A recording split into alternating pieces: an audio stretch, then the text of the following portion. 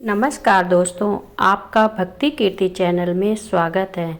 नवरात्रि का प्रथम दिन माँ शैलपुत्री की घर में कैसे करें पूजा, जानिए मंत्र और स्तोत्र और कथा। नवरात्रि के प्रथम दिन माँ शैलपुत्री की पूजा होती है।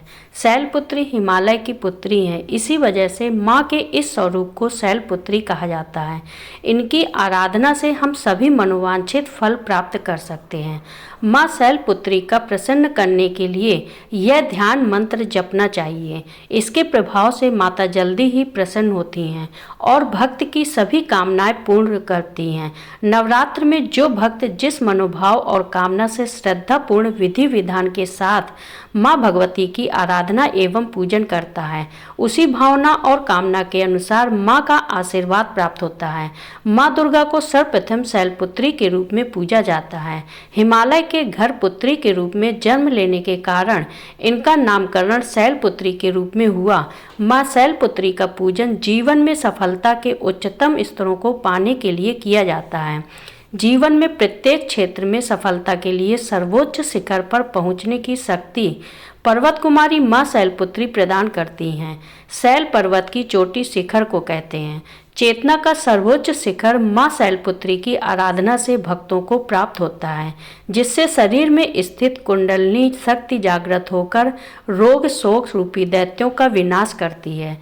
चैत्र नवरात्रि की शुरुआत रविवार 30 मार्च 2025 से हो रही है। 9 दिवसीय नवरात्रि में 9 दिनों तक देवी दुर्गा के अलग अलग रूपों की पूजा करने का महत्व है, जिसे नवदुर्गा कहा जाता है। माँ दुर्गा के 9 रूपों में माँ शैलपुत्री प्रथम स्वरूप हैं, इसलिए पहले दिन इनकी पूजा करने का विधान है। नवरात्रि के पहले दिन माँ शैलपुत्री की पूजा की जाती है। सबसे पहले घट स्थापना किया जाता है और इसके बाद पूजा शुरू की जाती है। 30 मार्च को घट स्थापना के लिए 2 शुभ मुहूर्त रहेंगे, जिसमें आप घट स्थापना कर सकते हैं। पहला मुहूर्त सुबह 6:13 से 10:22 तक रहेगा। इसके बाद अभिजीत मुहूर्त सुबह 11:59 से दोपहर 12:49 तक रहेगा। शैलपुत्री माता के एक हाथ में त्रिशूल तथा दूसरे हाथ में कमल का फूल रहता है। इनका वाहन वृषभ अर्थात बैल है। माँ का यह स्वरूप रावणमयी एवं अति रूपवान है। भगवान शंकर की भांति माँ के इस स्वरूप का निवास भी पर्वतों पर है। योग शास्त्र की पुस्तकों में इनका स्थान प्रत्येक प्राणी में नाभि चक्र से नीचे स्थित मूलाधार चक्र को बताया गया है। यही वह स्थान है जहाँ आद्य शक्ति कुंडलिनी शक्ति के रूप में रहती हैं। इसलिए नवरात्र के प्रथम दिन देवी की उपासना में योगी अपने मन को मूलाधार चक्र में स्थित करते हैं। इसी स्थान से योग साधना का प्रारंभ होता है। माँ का यह रूप साधक को साधना में लीन होने की शक्ति, साहस एवं बल प्रदान करता है, साथ ही आरोग्य का वरदान भी देता है। माँ शैलपुत्री का भोग। माँ शैलपुत्री को सफ़ेद एवं लाल रंग की वस्तुएं बहुत पसंद है, इसलिए नवरात्र के प्रथम दिन इस स्वरूप के समक्ष सफ़ेद या लाल रंग के पुष्प अर्पित कर लाल सिंदूर लगाएं। गाय के दूध से बने पकवान एवं मिष्ठान का भोग लगाने से माँ खुश होकर भक्तों की मनोकामनाओं को पूरा करती हैं। साथ ही भक्त के घर की दरिद्रता को दूर करके उसके घर के सभी सदस्यों को रोग मुक्त करती हैं। सबसे पहले माँ शैलपुत्री की तस्वीर स्थापित करें और उसके नीचे लकड़ी की चौकी पर लाल वस्त्र बिछाएं। इसके ऊपर केसर से सास लिखें और उसके ऊपर मनोकामना पूर्ति गुटिका रखें। तत्पश्चात हाथ में लाल पुष्प लेकर शैलपुत्री देवी का ध्यान करें। नवरात्र में 9 दिन व्रत रहकर माता की पूजा भक्ति के साथ की जाती है। ऐसा इसलिए क्योंकि कुछ नवरात्र में सिर्फ पहला और आखिरी व्रत रखते हैं। जो लोग 9 दिन व्रत नहीं रह पाते वे सिर्फ माता शैलपुत्री का पूजन कर नवरात्रि का फल पा सकते हैं। पहले दिन माँ शैलपुत्री की पूजा पूरे विधि विधान से करने के लिए सबसे पहले उस जगह को पहले साफ करें और उस लकड़ी के एक पाटे पर माँ शैलपुत्री की तस्वीर रखें। उसे शुद्ध जल से साफ करें। चौकी पर श्री गणेश, वरुण, नवग्रह, षोडश मातृका, 16 देवी, सप्तधृत मातृका, 7 सिंदूर की बिंदी लगाएं की स्थापना भी करें। कलश स्थापित करने के लिए लकड़ी के पाटे पर लाल कपड़ा बिछाएं, फिर उसमें शुद्ध जल भरें, आम के पत्ते लगाएं और चौकी पर चांदी, तांबे या मिट्टी के घड़े में जल भरकर उस पर नारियल रखकर कलश स्थापना करें। इसके बाद उस कलश पर रोली से स्वास्तिक का निशान बनाएं। अब उस कलश को स्थापित कर दें। नारियल पर कलावा और चुनरी भी बांधें। अब मां शैलपुत्री को कुमकुम लगाएं, चुनरी उड़ाएं और घी का दीपक जलाएं। अग्यारी में सुपारी, लौंग, घी, प्रसाद इत्यादि का भोग लगाएं। इसके बाद व्रत पूजन का संकल्प लें और वैदिक एवं सप्तशती मंत्रों द्वारा मां शैलपुत्री सहित समस्त स्थापित देवताओं की षोडशोपचार पूजा करें। इनकी पूजा में सभी तीर्थों, नदियों, समुद्रों, नवग्रहों, दिक्पालों, दिशाओं, नगर देवता, ग्राम देवता सहित सभी योगिनियों को भी आमंत्रित किया जाता है। मां शैलपुत्री की कथा पढ़ें, साथ ही मां शैलपुत्री के मंत्र का उच्चारण भी करें। मंत्र इस प्रकार हैं। ओम ऐहि क्ली चामुंडाय विच्चे, ओम शैलपुत्री देव्यै नमः। मंत्र के साथ ही हाथ के पुष्प मनोकामना गुटका एवं मां की तस्वीर के ऊपर छोड़ दें। इसके बाद प्रसाद अर्पित करें तथा मां शैलपुत्री के मंत्र का जाप करें। इस मंत्र का जप कम से कम 108 बार करें।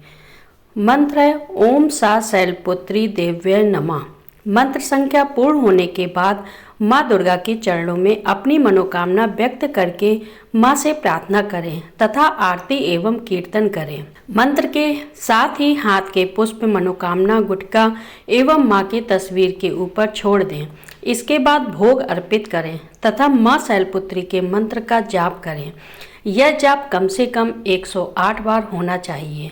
ध्यान मंत्र वंदे वांछित लाभाय चंद्रार्ध कृत शेखराम वृक्षारूढ़ाम शूलधराम शैलपुत्री यशस्विनीम। अर्थात देवी वृषभ पर विराजित है। शैलपुत्री के दाहिने हाथ में त्रिशूल है और बाएं हाथ में कमल पुष्प सुशोभित है। यही नवदुर्गाओं में प्रथम दुर्गा है। नवरात्रि के प्रथम दिन देवी उपासना के अंतर्गत शैलपुत्री का पूजन करना चाहिए। स्तोत्र पाठ प्रथम दुर्गा त्वयं भवसागर तारिणीं धन ऐश्वर दायिनी शैलपुत्री प्रेमाभ्यम त्रिलोचनी त्वयं परमानंद प्रदीमान सौभाग्य रोग दायिनी शैलपुत्री प्रेमाभ्यम चराचरेश्वरी त्वयं महामोह विनाशिन मुक्ति भुक्ति दायिनी शैलपुत्री प्रणमाम्यहम्। मां शैलपुत्री साधना मंत्र। शैलपुत्री देवी प्रथम दुर्गा स्वरूप हैं। इनकी उपासना के लिए साधक इस मंत्र का जाप नवरात्रि के प्रथम दिन कर सकते हैं। अब सुनते हैं प्रथम दिन की मां शैलपुत्री की कथा। देवी दुर्गा के 9 रूप होते हैं। दुर्गा जी पहले स्वरूप में शैलपुत्री के नाम से जानी जाती हैं। ये ही 9 दुर्गाओं में प्रथम दुर्गा हैं। पर्वतराज हिमालय के घर पुत्री रूप में उत्पन्न होने के कारण इनका नाम शैलपुत्री पड़ा। नवरात्र पूजन में प्रथम दिवस इन्हीं की पूजा और उपासना की जाती है। इस प्रथम दिन की उपासना में योगी अपने मन को मूलाधार चक्र में स्थित करते हैं। यहीं से उनकी योग साधना का प्रारंभ होता है। एक बार प्रजापति दक्ष ने एक बहुत बड़ा यज्ञ किया। उसमें उन्होंने सारे देवताओं को अपना अपना यज्ञ भाग प्राप्त करने के लिए निमंत्रित किया। शंकर जी को उन्होंने इस यज्ञ में निमंत्रित नहीं किया। सती ने जब सुना कि उनके पिता एक अत्यंत विशाल यज्ञ का अनुष्ठान कर रहे हैं, तब वहां जाने के लिए उनका मन विकल हो उठा। जब जाने से रोका था, महादेव ने अपनी यह इच्छा उन्होंने शंकर जी को बताई। सारी बातों पर विचार करने के बाद उन्होंने कहा, प्रजापति दक्ष किसी कारणवश हमसे रुष्ट हैं। अपने यज्ञ में उन्होंने सारे देवताओं को निमंत्रित किया है। उनके यज्ञ भाग भी उन्हें समर्पित किए हैं, किंतु हमें जानबूझकर नहीं बुलाया है, कोई सूचना तक नहीं भेजी है। ऐसी स्थिति में तुम्हारा वहां जाना किसी प्रकार भी श्रेयस्कर नहीं होगा। शंकर जी के इस उपदेश से सती का प्रबोध नहीं हुआ। पिता का यज्ञ देखने वहां जाकर माता और बहनों से मिलने की उनकी व्यग्रता किसी प्रकार भी कम न हो सकी। उनका प्रबल आग्रह देखकर भगवान शंकर जी ने उन्हें वहां जाने की अनुमति दे दी। सती ने पिता के घर पहुंचकर देखा कि कोई भी उनसे आदर और प्रेम के साथ बातचीत नहीं कर रहा है। सारे लोग मुंह फेरे हुए हैं। केवल उनकी माता ने स्नेह से उन्हें गले लगाया। बहनों की बातों में व्यंग्य और उपहास के भाव भरे हुए थे। परिजनों के इस व्यवहार से उनके मन को बहुत क्लेश पहुंचा। उन्होंने यह भी देखा कि वहां चतुर्दिक भगवान शंकर जी के प्रति तिरस्कार का भाव भरा हुआ है।